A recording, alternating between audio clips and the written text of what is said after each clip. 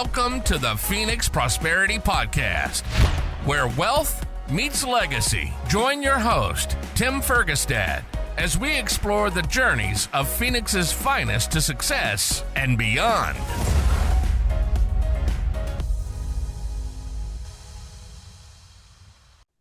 All right. Hello, this is Tim Fergestad. Very pleased to have Brian Cassidy with me here today. Brian is the president and CEO of CCBG Architects and chairperson of the Phoenix Warehouse District Council. Welcome to the show, David. Brian.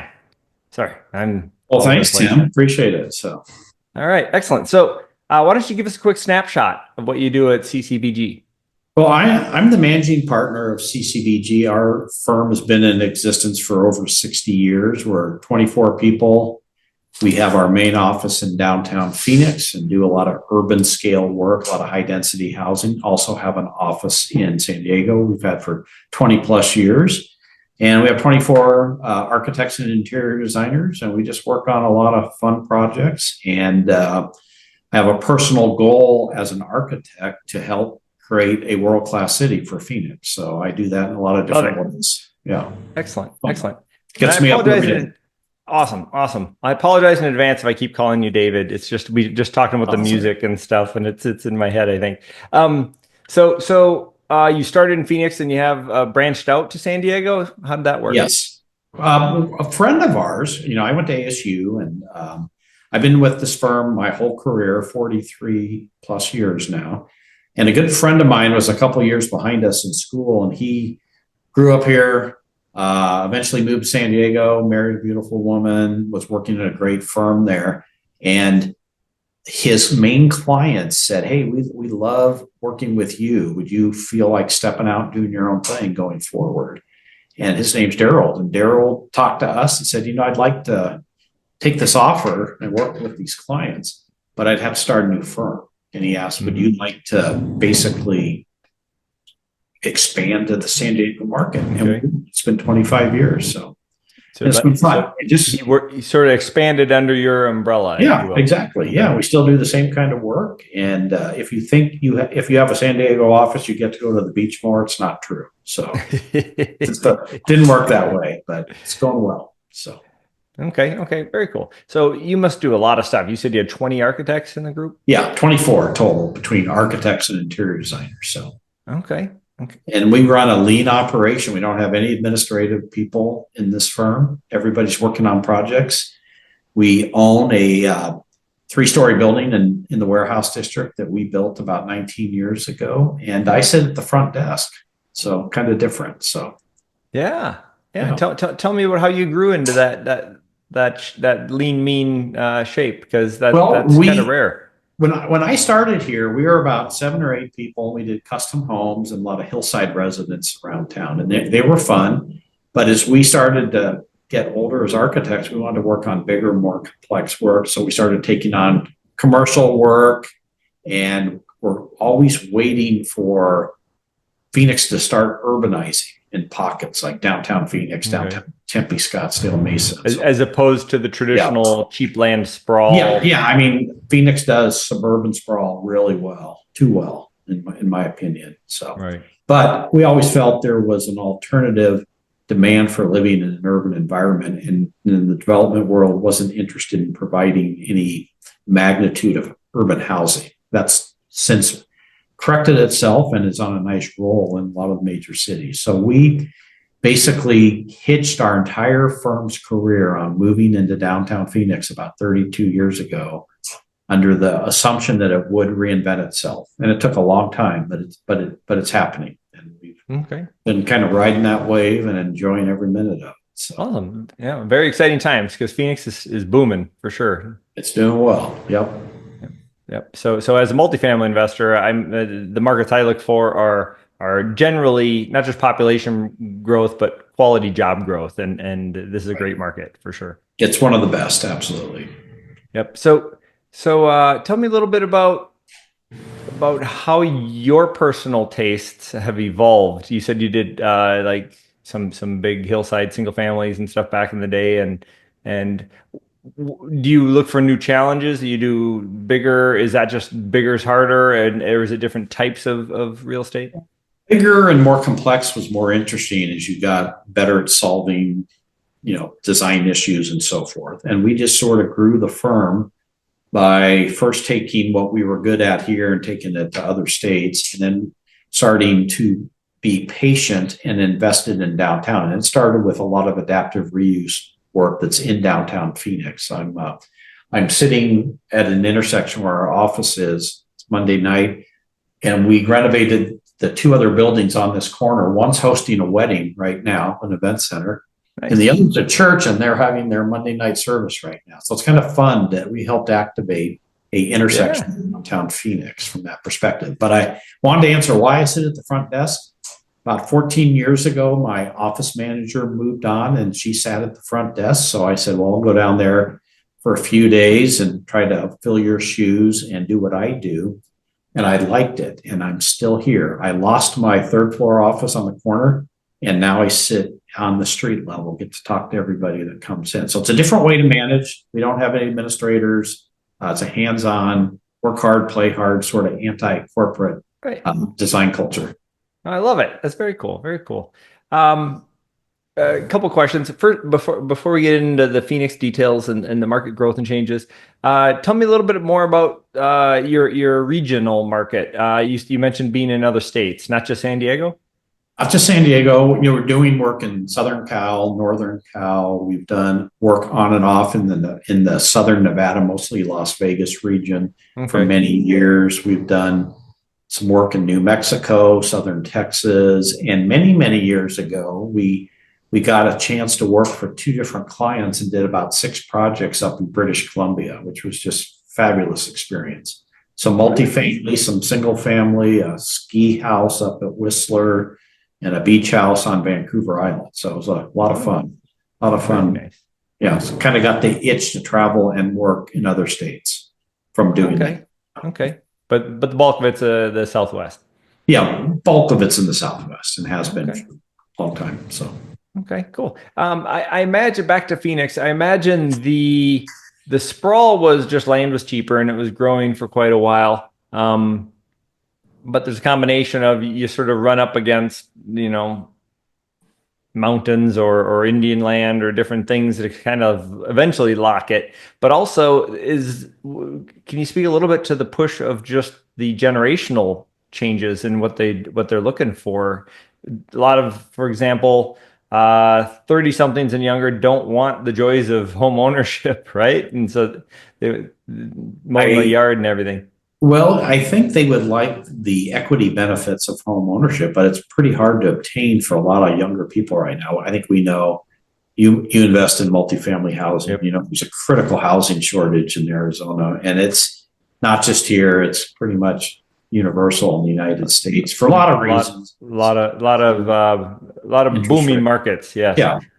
And Phoenix grew exponentially post World War II when the federal highway system started rolling out the interstates and so forth. Air conditioning became perfected, let's say, mostly through people that were from Arizona, really made it happen. And land was inexpensive, and developers had an appetite to, developers develop and builders build and so forth. And Phoenix just took off horizontally for a number of years. And you're right, there's natural boundaries and mountains and some federal and tribal land around the valley here. But somehow the development community just weaved through the gaps and just kept going from that perspective. But we always believed that there was a demand for urban living. It wasn't for everybody. Most people probably would prefer a suburban lifestyle, but there was enough demand that cities like downtown Phoenix and, again, Tempe, downtown Mesa, and Scottsdale in particular, all of those cities are now benefiting from building higher density mixed use type projects. So right.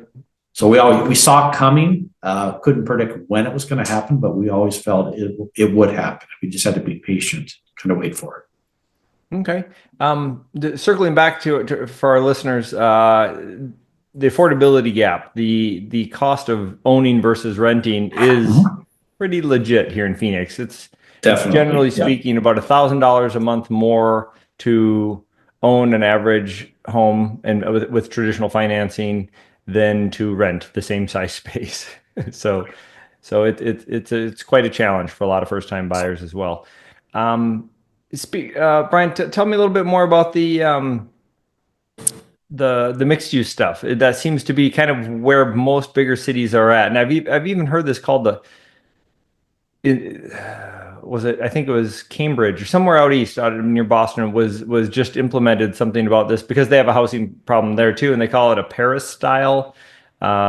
I assume that's mixed use, right? We have shops on the bottom floor and it's kind of, if you understand what new urbanism is, it's kind of looking at housing and work live options that worked 50 to 100 years ago and see if some of those same principles could not be reapplied to parts of Metro Phoenix, let's call it, those types of things. So it just means, in our world of mixed use, of course, we're not New York City or Chicago or Boston, and probably never will be a city of that density.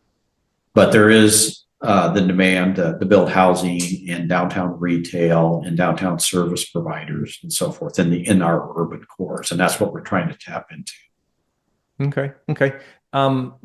We'll circle back to the mixed use and stuff. Before you mentioned would never be the same density.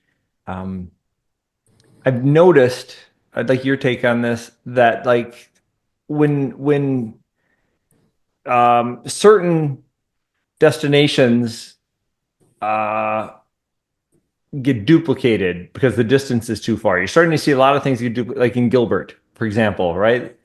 And what is there like? Can you speak to that a little bit? Is there like a general city rule that if they have to drive an hour, they'd rather just make a new airport and duplicate everything, a new arena, everything in a different city? I think we do that. We have a great airport right in the heart of the city for the most part, which, because it's not way off on the edge somewhere, I think we benefit greatly from that convenience and for visitors and investors from that perspective. But cities like, Gilbert and Chandler and Goodyear and Surprise and Glendale, they're all kind of the next tier of cities that are wanting to attract higher density mixed use projects into their, the core of their downtowns, which they have small downtowns, but all of them have a nice Main Street feel for a couple of blocks from that perspective. Right. Just pick up on that vibe and grow it. Because, I don't want to spend all day commuting.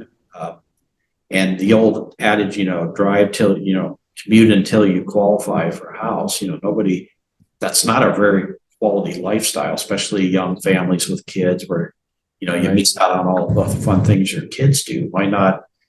I advocate, why don't you live and work closer to one another, especially if you are in the office working versus remote work. Right. Spend that time with your personal life and your family rather than in your car driving around. So, right. Yeah, I agree. I have gotten into audiobooks and I do enjoy some of my commutes sometimes, but for the most part, yeah, it's not a terribly good use of time to be stuck in traffic. So the flip side of that, the most efficient way is, I'm sure you're familiar with the co-working space it's a tech-based one, Galvanize. Oh yeah, that's right. A couple blocks from where we are. So I've always liked the idea of that, where you can have apartments upstairs, go down to your workspace and have a market and a coffee shop and a restaurant there and everything, and a market, right? Just one-stop shop for housing, like a traditional city. I don't know if that's. I like that master planned. What do you call that when in that mixed use model where they have designated work spaces for specific industries? Well, a lot of the newer multifamily, the bigger ones, have like in the amenity package for the residents, have like little business centers and conferencing rooms. The whole idea is a lot of people do work part of their week remote still in the Phoenix area. And the idea is get them out of their room, convince them to take a shower, go down and socialize with everybody. Right. So that's what we tried to design, those sort of public spaces of our multifamily to kind of basically attract people to socialize from that perspective. Put the mail and the package centers where everybody gets 1,000 deliveries every year, but put them in an area where people might actually engage with their neighbor. Okay. Get out on the street. So I've seen that sort of, are there cycles for that for amenities? Because I've seen sometimes people want to save some money and they'd rather not pay for all the fancy stuff. Is it Yeah. maybe client specific? Well, it's funny when we started doing downtown housing at dense scale. This only started 10 or 11 years ago. That's how new it is to the Phoenix market. Our clients were struggling as to what do we offer to a downtown resident beyond, hey, you're in downtown and you have the proximity and walkability to other fun things going on, and you could not be so car dependent all day long from that perspective. So they struggled and over amenitized some of the first urban projects. And then a couple of our clients said, you know what? I don't need any amenities. I just want, attract people that want to live downtown and get out the door and walk to restaurants and shopping and to the health club, go to a real health club, not the token health club a lot of multifamily projects have off their lobby from that perspective. And both those extreme differences in amenity offerings, they both worked. And if you don't have as many amenities, your rent will probably be lower. So, Sure. So, okay. But that's constantly being retooled. Every year they're rethinking what's the right mix. How do I be competitive?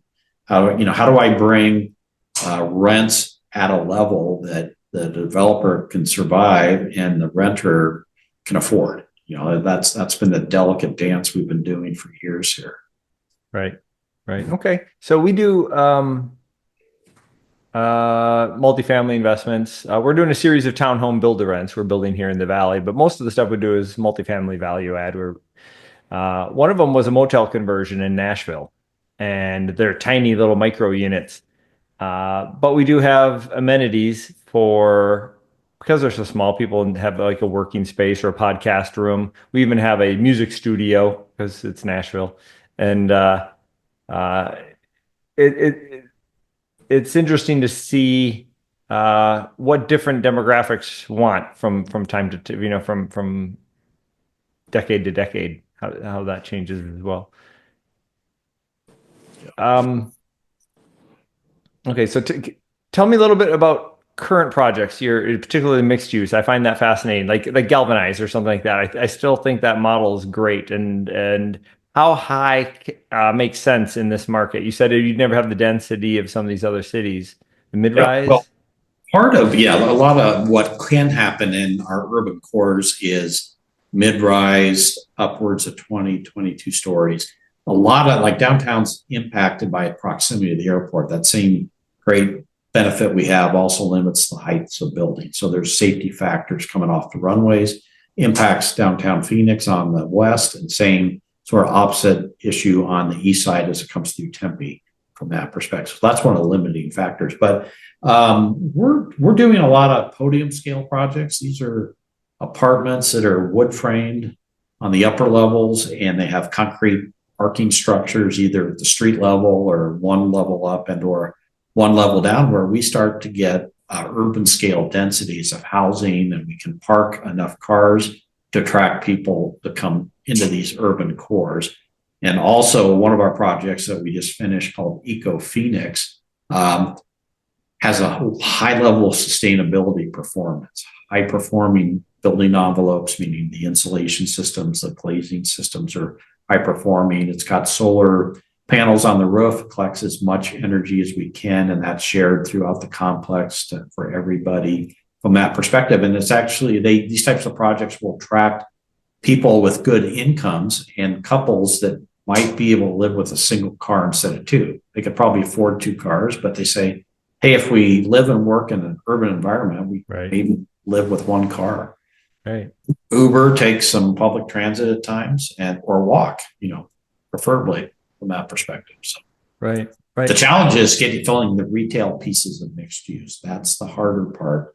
And it's going to take more people living in our urban cores to support more little mom and pop type stores that could pop up, and or little restaurants and bars. So.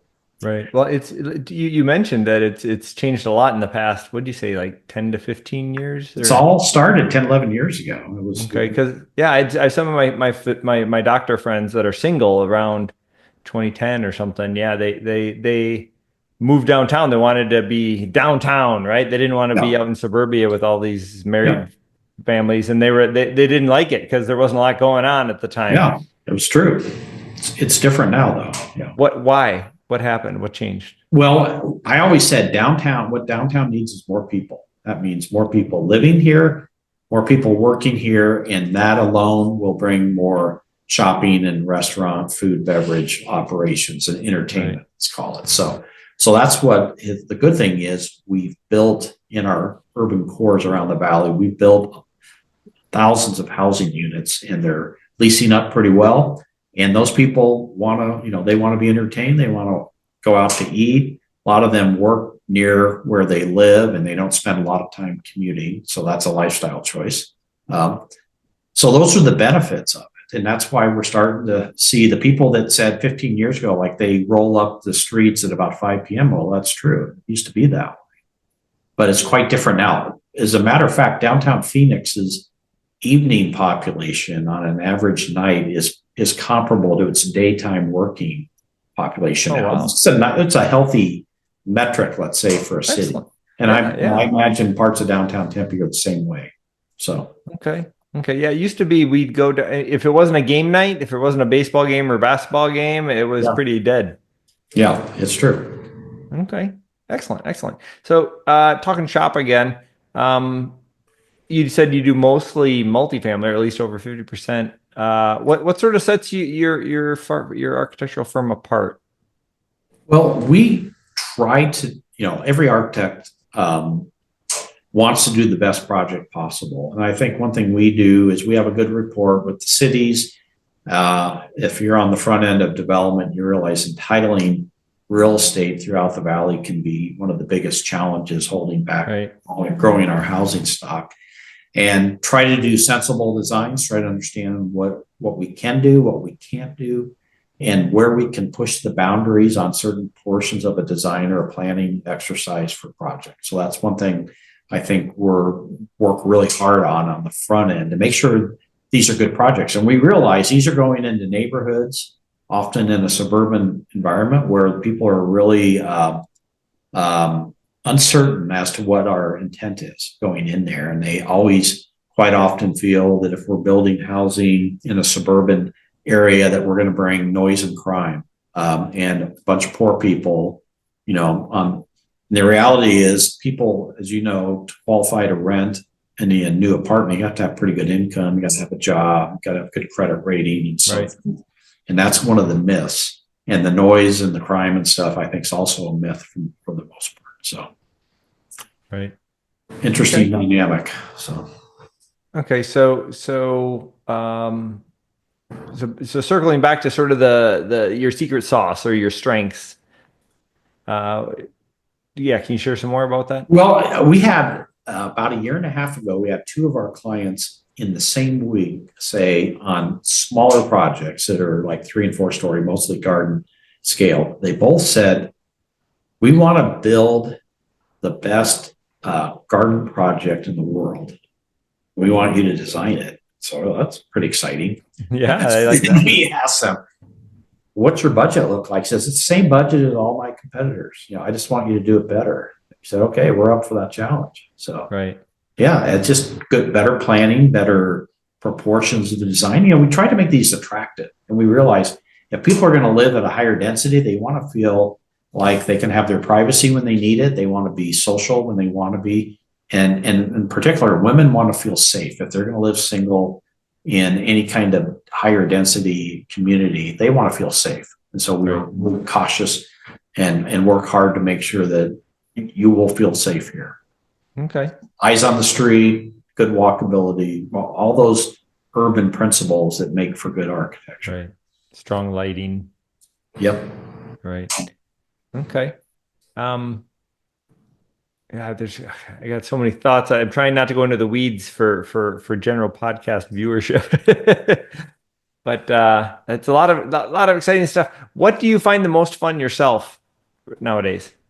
I do a lot of advocacy for growing cities. That's probably the most rewarding thing I do. I try to leverage our knowledge and our relationships with city officials and economic development people, and help them sell the city for one. Very active in the Phoenix Community Alliance, called PCA, which is downtown Phoenix's by far largest advocacy group that just helps promote the city, and it's a good networking vehicle for a lot of people that might be interested in coming into the city. So that's one of the things I do and do on a regular basis. And we run a lean operation, so we don't have a business development employee, we don't have a receptionist. It's us. It's all of us just picking up the slack from that perspective and just doing good projects.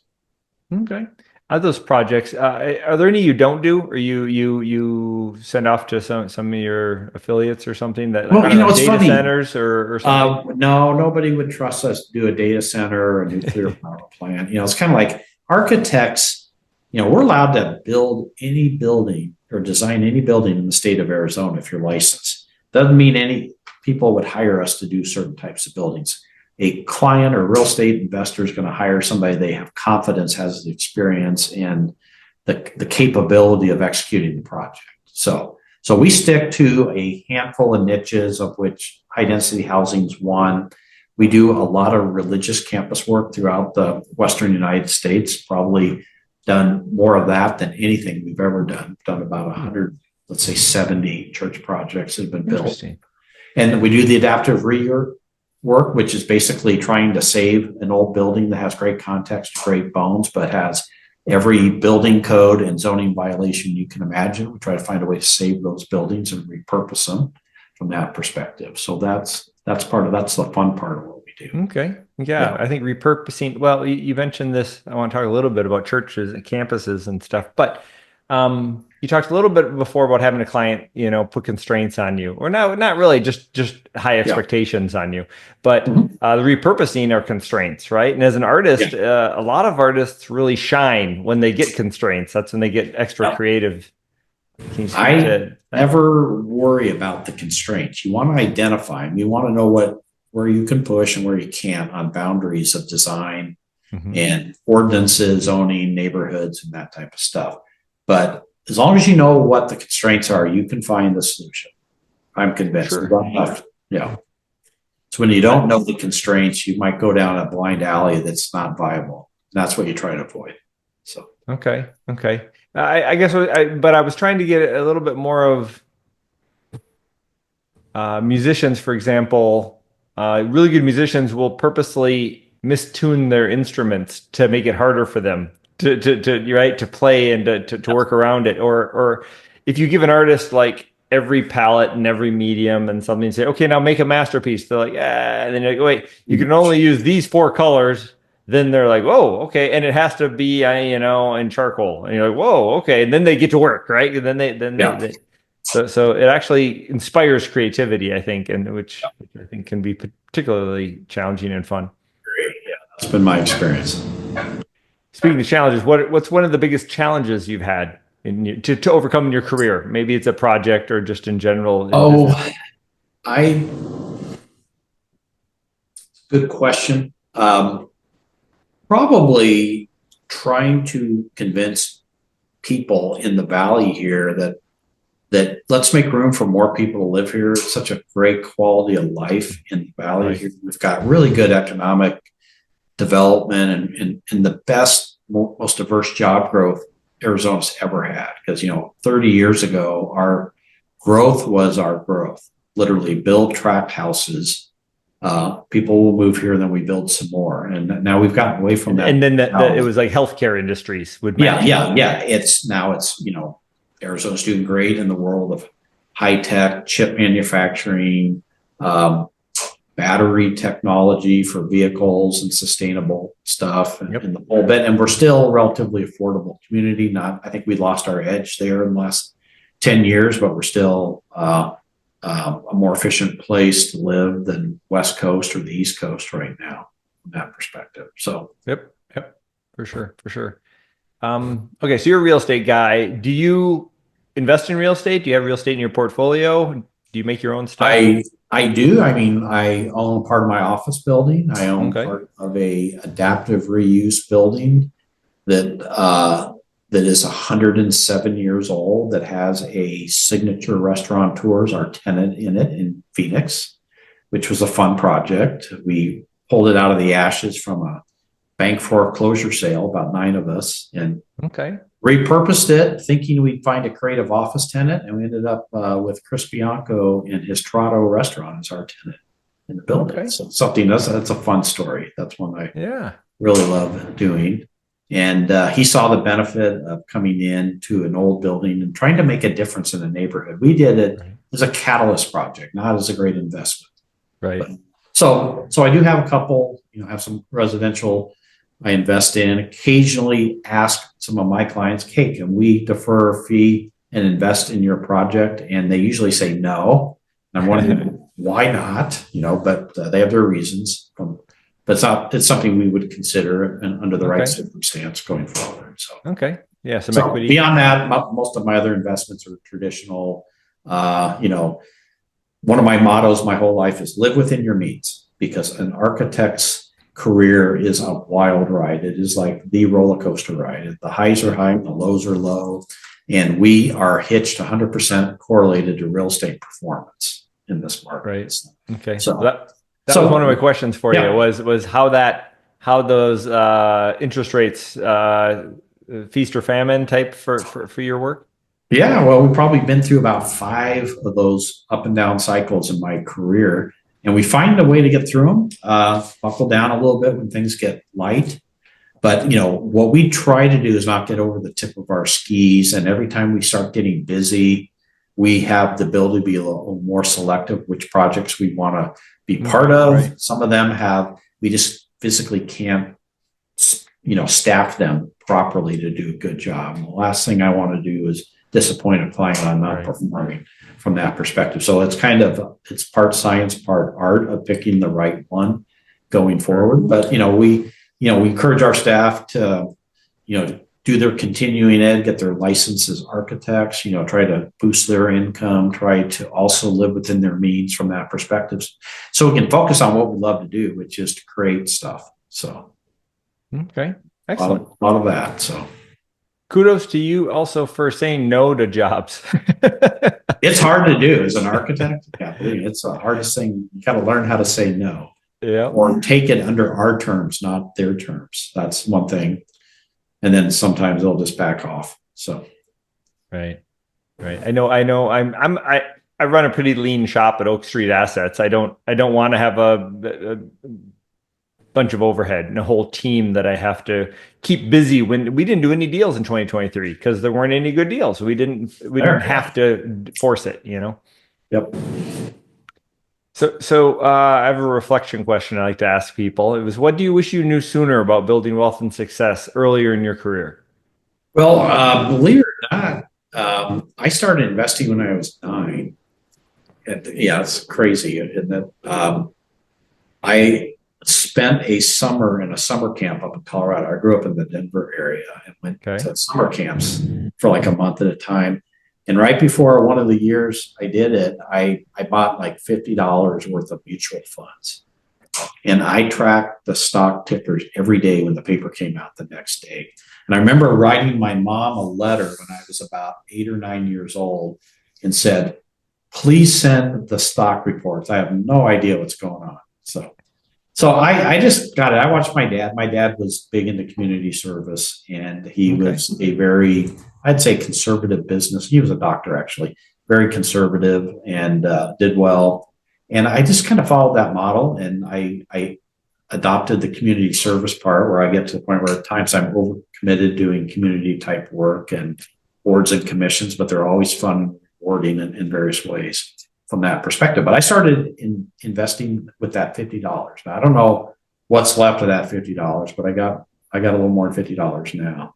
But I just took that attitude, and we encourage our staff to get involved and retire yourself, and don't necessarily rely on our federal government to be there 30 years from now if you're a young architect from that perspective, and get into our 401k plans. And there's some traditional investments that have great tax benefits to everybody. So we encourage people to do that. I do it myself. So I have a diverse portfolio of investments in some real estate and 2 houses and things like that, and live within my means. Right. It's easy to say, but I've been able to, Yeah. Yeah. As my wife's a physician, and lifestyle creep is pretty real. And yeah, oh, no doubt. I mean, these young kids that are newly out of school, they're faced with, childcare costs, college loans, car loans, credit card debt, and then there's housing and fun. So, I mean, the pressure of succeeding financially in this world is probably the hardest it's ever been, even though there's more resources than ever. Right. But the average person, they don't teach, life 101 anywhere. You got to learn it. So. Right. So,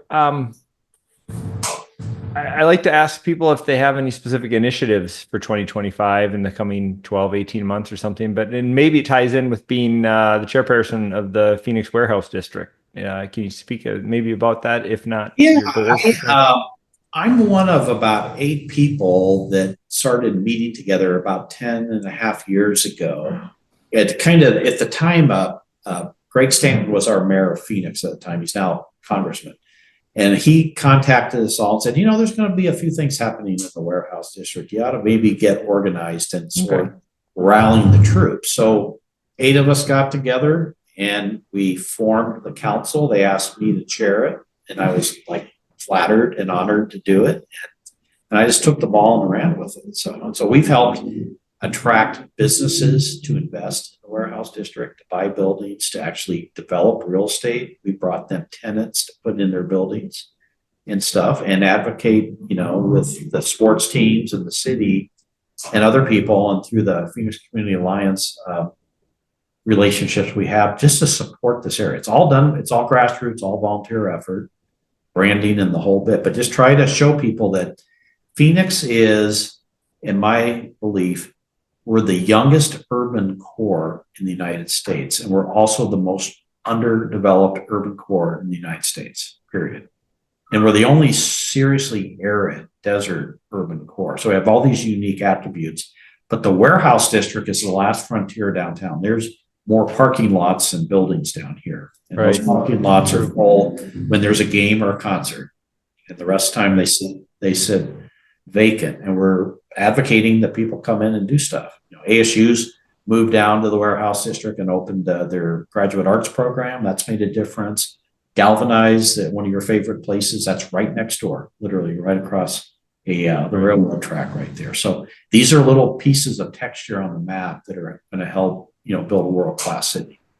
Okay. So that's why I do that.